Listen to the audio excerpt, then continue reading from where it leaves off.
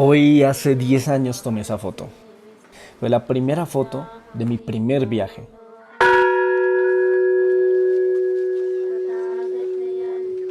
¿Saben? Ese viaje me cambió por completo la vida.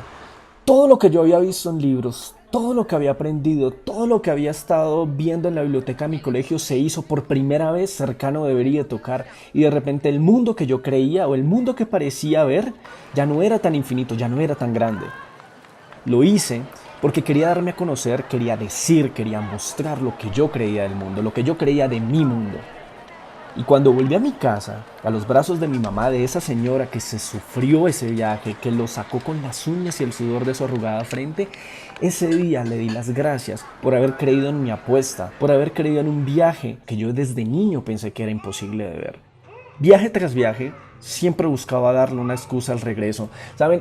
Cada viaje se hacía más y más grande. Los días se volvían semanas, las semanas se volvían meses. Y ahora cada viaje es un enfrentamiento a mis miedos, a mi ansiedad, al pánico, a esa terrible condena incluso de no ser lo que muchas personas quieren que yo sea. ¿Y saben por qué? Porque estando afuera es donde me cargo de valentía, de euforia, de pasión, de rabia, de miedos, de locura, de amor, de deseo, de tantas y tantas cosas que muchas personas obtienen por sustancias, pero que no se comparan con la vulnerabilidad de estar en un camino desconocido.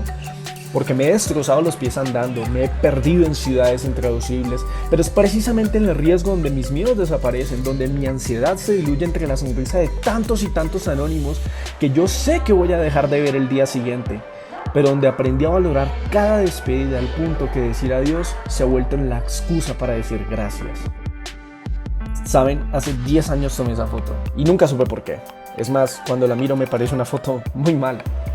Pero la tomé simplemente por el impulso de tomarla, la tomé solamente porque disparé, la tomé simplemente porque lo hice sin pensar. Y es cómico porque muchas cosas de mi vida las hago sin pensar. Pero cuando las tengo que pensar, siempre trato de pensarlas en grande. Gracias.